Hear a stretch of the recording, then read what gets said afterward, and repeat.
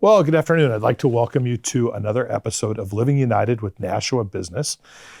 Yeah, this television show is about profiling and highlighting businesses and business leaders from our community who are doing great things to make our community stronger.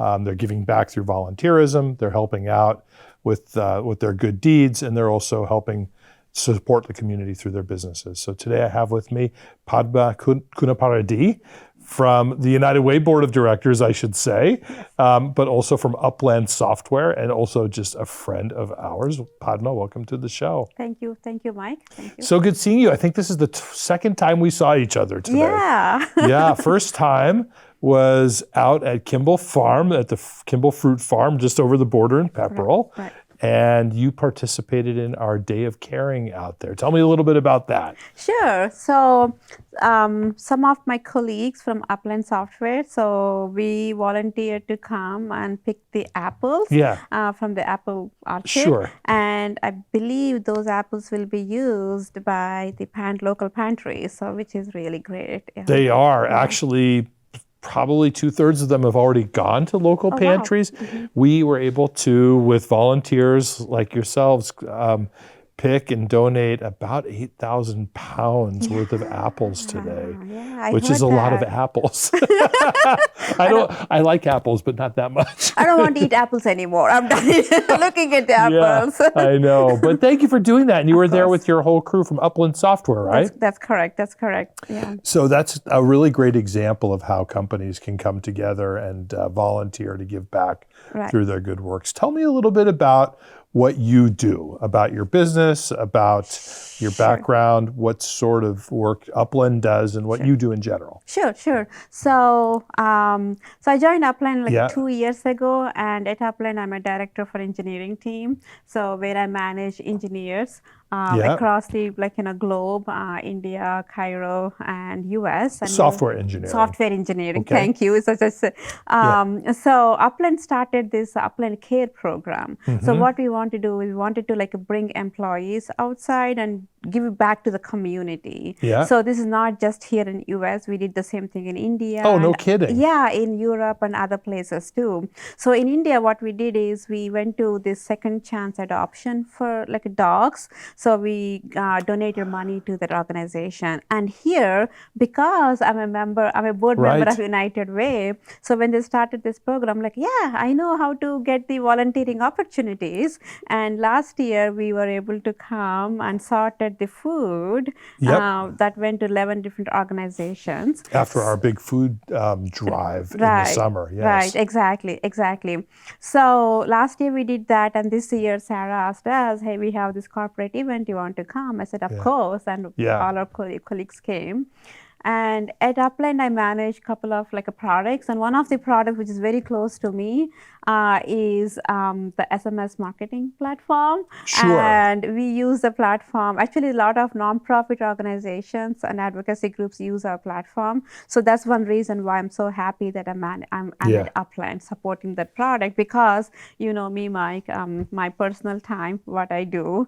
I'm a board member of United Way. Also, I'm a board member in a National Public Library and a recent Rotarian. So I try to raise funds and do whatever I could. Are you still an active Rotarian, or did you leave? I am. What club are you in? I'm in the Sohigan Valley Club. Sam is there with too. My colleague Samantha. Yes, of course. Yes. So I have a project that I want to bring it with Sam and Shri also, that there is a hospital in India where they do these free surgeries for people who can't afford, and we wanted to raise some fund. Rotary has a global project where they match the funds, so we wanted to send some money back to that organization in India. Is this your first time with Rotary getting involved with something internationally? Yes. So I had to learn a lot. Of course. But super excited for this initiative that we're going to do it. Yeah, I'm excited. I'm participating. Our Rotary district that you're part of, that I'm part of, nice. also has a program in Honduras Oh. which for the past 30 years or so, it's called Amigos de Honduras. They've built schools and they help with medical and sanitation and clean water. Wow. They go every year, and I'm excited. My wife and I are actually going in February. Oh, nice. So Oh, I didn't know. I learned participating in something that. from you today. Yeah, Awesome. of course. Awesome. So Rotarians, right? Yeah. We're making it happen. Exactly. I like what Yeah. you told me once. This is your line or United. I'm not sure. You said like think globally, act locally. Yeah, of course. That's true. something I always like take that, and that's one reason why I want to do like Nashua, like Yeah. whatever I want to do. But I do want to repeat that. Yeah. Well, and I will say also 2 years ago, you guys also helped out with our Mother's Day roses. I remember that as well, which was wonderful. Yeah, that's through LGN Yeah. leadership training. Yeah, that's true.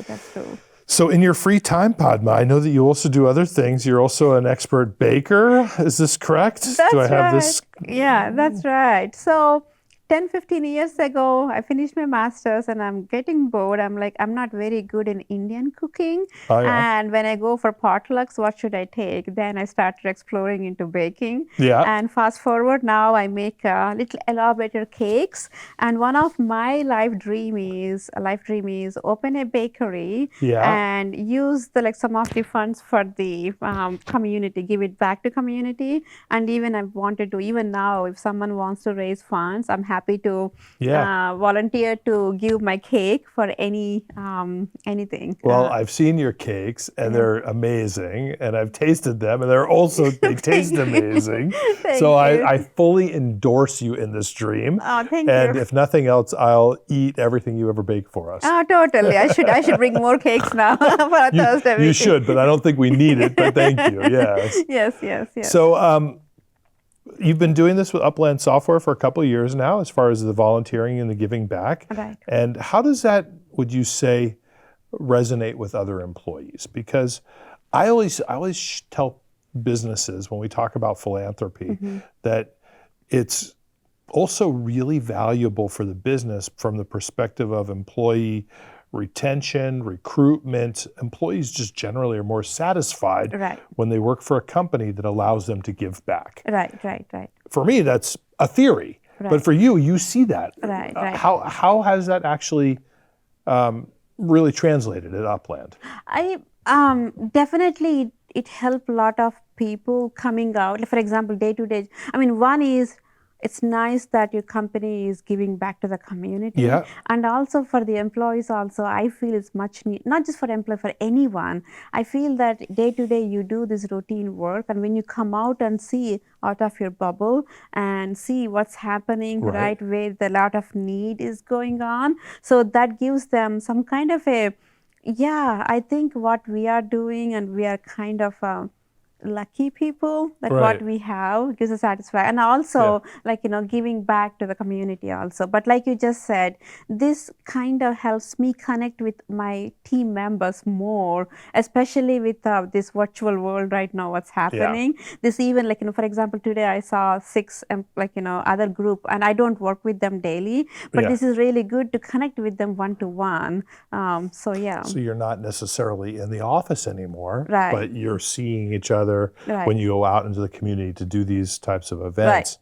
I'll say there was a group of bankers there today as well. You probably spoke with from Bar Harbor Bank. Yes. And they're one of our partners as well. And they don't often see each other in the branch. They're all over the place. But they come together, and I think they feel really good and proud of their company when they're able to do that. Right, exactly. And last year, what they did, which is I'm so proud of our Upland company, that they did a raffle. Whoever volunteered, right? The kind of encouraging more people to volunteer for next year. They did a raffle and my name came. So that's how I donated the half of the money. So that's another way of my company reaching out to more people. Hey, we are taking it as serious. That's fantastic. I really appreciate that, and it would be great if more companies did that. Totally. Do you see, in your experience, a difference between different generations and how they respond to this type of philanthropy? I'm going to guess you're a little bit younger than me, a lot younger than me. I don't think so. I look younger, but I'm not. I'm 50, almost 50. Okay, well, so you're really not that much younger. Yeah, But I right. suspect there is a difference. The data shows that millennials, that people who are up to say mid 30s, respond really strongly to corporate philanthropy. You probably have young people working at Upland Software. Software engineering is that's a young person's game. Right, true. Have you seen that playing out? Do you think that is a factor? I don't know. I think it's more like who you're surrounded by, and again, maybe you have the right numbers, but with my community, like I'm from India too, right? Sure. For example, whenever I pull in, not just through the upland, even through so I think immigrants tend to stay more on the this side of the line, not to come out. But in terms of company-wise, I think I don't know if I have that number right, because today, 7 people came. We are all close to 50s or 60s, something like that. But younger generation, and even more younger generation, I think maybe that's the one I don't see them a lot. Like 30, I agree, but like a more younger generation. But yeah. No, I just think it's an interesting thing. I think a lot of employers struggle with how do they connect with younger workers. How do they, what can they do that will anchor their younger workers in their work? And people tend to bounce around a lot from job to job. They tend to change careers many times, not have a lot of loyalty to their companies. Those are generalizations, but that's something which has changed over the years. And I think a lot of companies are looking to corporate social responsibility, to philanthropy, in order to sort of re-anchor their employees to them as companies. It's interesting. We just talking to one of my cousins the other day. I think it's called quiet quitting. There's a word, quiet quitting. So the younger generation, unlike me for sure, they don't want to work more than 8 hours. We have a life outside. So I wanted to work for the company only for 8 hours. There's a big article in CNN also, right? Whereas I was working 14, even now sometimes 12, 13 hours a day. But I think younger generation are seeing more okay, money is not the only thing. We need to do something else, what I like. Growing up for me, I have to study, work, and get money, and that's it. No, that's not what I see from younger generation. I do what I like to do, what I'm passionate about it. But that's the difference I see. But volunteering, I think you might be right. I do see that it's a little harder. We sent out to almost 70 people. From Upland, there's 70 people in New England. Only 7 showed up. Oh, but that's pretty good, I think. Because that's taking time out of your day. True. Maybe they aren't from nearby. Right. And it was cold. Right, that's true. But a beautiful day today. It was perfect. Right. Actually. But I agree though, because of the work and also pre-COVID, during COVID, post-COVID, things changed. So people who were pre-COVID were comfortable traveling. Post-COVID, they don't want to travel anymore. I'm going to stay home. I don't want to leave my house. I'm comfortable like this. I know plenty of people that feel that way. I agree. Right. I agree. So, Padma, how long have you been here in the States? I moved to United States 25 years back. Okay, so it's been a while. It's been a while. Have you been in Nashua the whole time? No. Yes, 25 years. Really, the whole time? So you've been here longer than I have. Oh, yeah? Yeah, absolutely. My son was born here, St. Joseph Hospital. He's 21. But we've been in Nashua for past. That's what I was telling someone, that I've been living here, but I didn't know this studio here exists. Well, of course. 25 years. Yeah. 25 years. And so what would you say are the biggest sort of differences that you see between where you come from in India and here in terms of sort of the work environment? Differences there and here. Definitely happy here. Oh, sure. Okay. Definitely happy. But I think here, family is more important. Life is not just work is the work. You know what I'm saying? Okay. You have a life outside work. Yeah. And that's the one reason why I'm able to do because if my work did not For example, right, sometimes the companies may ask you to work weekends or evenings or night. Then if I had to do that, then I can do all this volunteering community, the baking or whatever I'm Yeah. doing, right? So definitely the work-life balance it's a little better because I'm coming from India. Again, different Yeah. time. Europe has the best one, I believe, the work-life balance. Well, that's true. Yeah, I think that's yeah. true. My wife is European, Yeah. but she's been here, her adult life as well. But we do have friends over there, Right. and they don't understand why why is it that we don't take 8 weeks of vacation a year? I don't know. We like to work. That's why. I don't know. Workaholics. a little bit. Yeah. So yeah. And we get to do stuff like I said, volunteering, like in a bake. If I want something, I can pick up and I can learn it. I can do it. Yeah. Sure. Absolutely. So your dream would be to start a business, yes, to bake and to give back, to teach baking? I would love to do that, but I don't know if, I would love to do that one. But I think definitely baking, and also we were going to try something, right, a cupcake. Oh, yes, we can still try that. Yeah, I want to try that. I love the cupcake challenge. A couple of years ago, the Merrimack Public Library had a summertime cupcake baking challenge. Oh, okay. Or decorating challenge. Decorating challenge, yeah. And they invited me to be one of the judges. Okay. And what does that mean? That means that I sat there in front of the room and kids gave me cupcakes to eat. It was like not a hard job, I will tell you. But it was so funny. The kids were so cute. And it was like, and they were serious. They were really serious. Right. So, that's a fun project for sure. Yeah. We should plan for Christmas maybe. I love that. I need to work with Samantha. So what's next? What's next? Busy getting in United Way, whatever. Like we are doing karaoke. We need to plug in that one. That's true. Karaoke, and then for my life, I'm thinking again. Baking, volunteering, community, and I'm also doing a fundraising for other organizations, Crop Walk, we talked about earlier today. So what we do is a couple of Indian women come together and they bake sweets, and we sell. Diwali is one of our big festival coming. So we sell the sweet boxes, $15, and then the money goes to Crop Hunger Walk. And last year we won the first prize as a rookie, who we raised around $2,000. That's amazing. I think. So we want to do the same thing this year.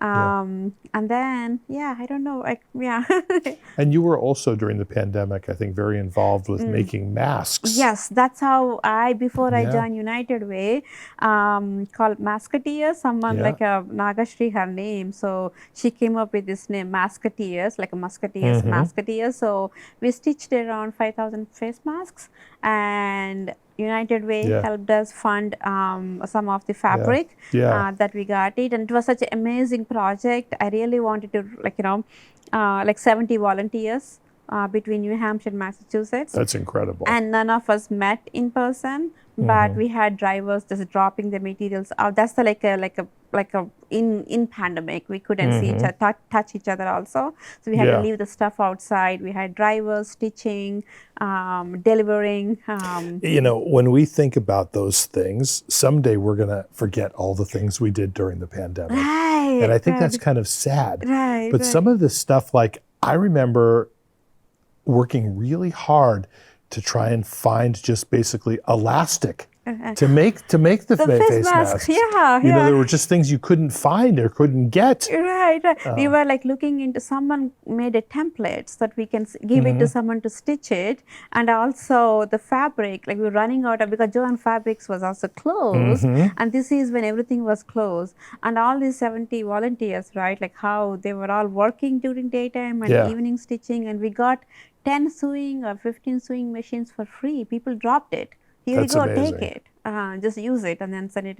So I saw like such a goodness. I know we talked about like what's all the bad stuff happening, but during the pandemic, for sure, we saw such a goodness from everyone. I have to agree with you about that. I saw a lot more good than bad during the pandemic. I mean, I wouldn't want to do it again. Right. The pandemic, you only want one pandemic in your life, right? Right. But I have to say, for me, it was served to reinforce my opinions about people. Right, right. That most people are good. Most people want to give back. Most people want to help each other, help Right. their fellow man. Right, exactly. And what you guys do, United Way, know. especially because I'm volunteering, starting from collecting food drives, and then sorting the food, Yeah. and then going to these food place, the pantries, as well as like, and I went to, I forgot, I'm sorry, maybe there's a place where they bag everything for schools and Sure. right. So it's like a food chain, like It you can is. see from one end to the other end. It is. And you and your team has a nice process put together. Well, we make it look like it's easier than it actually is. Yeah. But I have good colleagues who make the magic happen. I don't have anything to do with it. You know, at the end of the day, Sarah does it, Samantha does it, Liz makes it happen, Sharon, it's not me. I just, they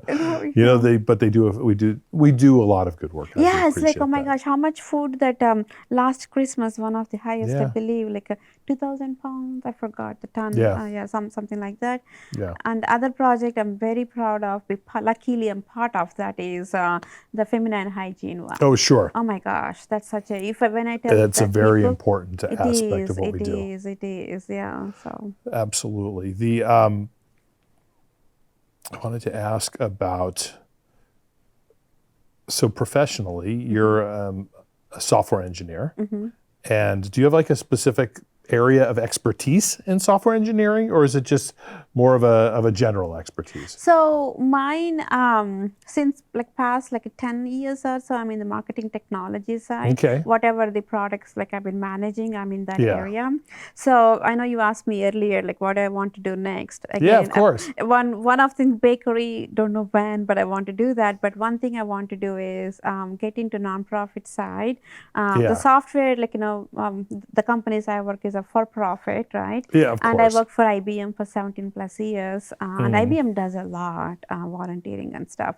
But in terms of my work, my background, my skills are more around managing a team, and I feel like I have a good people management skills. Yeah. I manage for 50 people right now across. Well, that's a big team. It is a very nice team, like very, just like how you have. And they're distributed all around the world. Yep, like Cairo, India, UK, and US. Within US, also California to Boston to Colorado. How do you manage all the time zones? The time zones, if you look at my calendar, morning, like 7:38 to like a noon 2, it will be very busy because India team tend to stay up late and Egypt team tend to stay up late, but we try to balance it. So, and then after 3 or 4, I get to do my work quietly.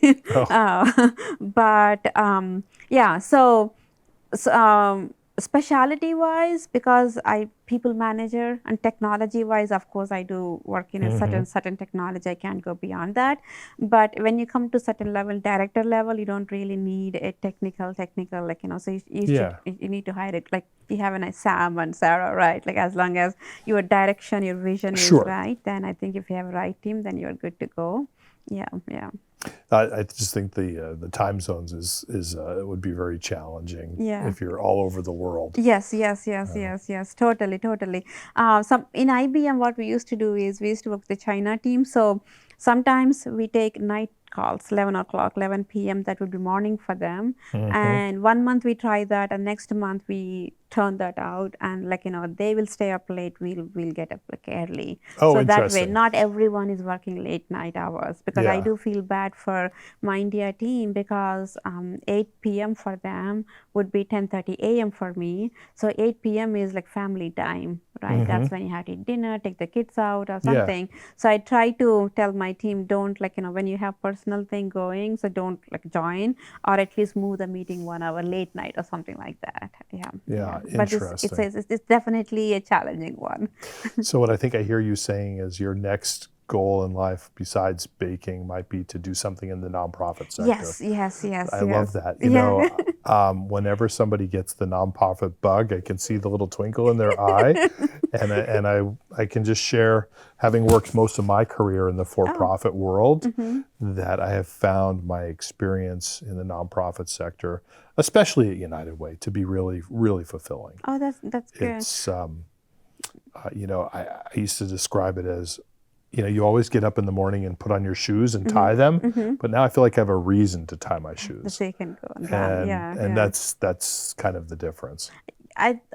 Chamber of Commerce, actually United Way sent me for the leadership training. For LGN, yeah. LGN. So our first session is about nonprofit organizations, and that's where I got the bug. I mean, until then I was volunteering and stuff. Yeah. But working for nonprofit, I did not know. I spoke to Pam from Family Promise, or the Girls Inc. Sarah, Sam forgot the name. So talking to those ladies made me think, oh yeah, this is something maybe in future I can look into that, because both giving, helping as well as, of course, working, right? Well, I think sometimes people don't even think that you can actually work in a nonprofit. Yeah. And there are a lot of nonprofits that are just volunteers. Volunteer-based, But yes. there are, most nonprofits have some professional staff. Right. And it's very rewarding work, because you end up, it's the best, you're working, but you're also working with a reason. For a reason, exactly. Like you said, getting up in the morning,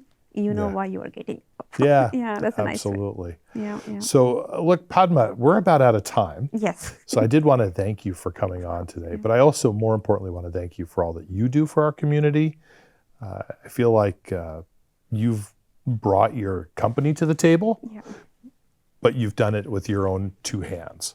And you continue to always astonish me with your generosity and your kind heart and your good work. So thank you. Thank you, Mike. This is like a really great experience for me also. And working with you is always fun. And I did bring you a gift. Oh, thank you. Because everybody needs a United Way hat. So there you go. That's for you. Thank you. And I appreciate that. I can wear it. And I will say, to our audience, that they've been listening to another episode of the Living United with Small Business show, Living United with Nashua Business show, and speaking with Padma from Upland Software, and more importantly, the master chef baker of Greater Nashua, in my opinion, and volunteer extraordinaire. So thank you very much. Thank you. We really Mike. appreciate Thank it. you so much.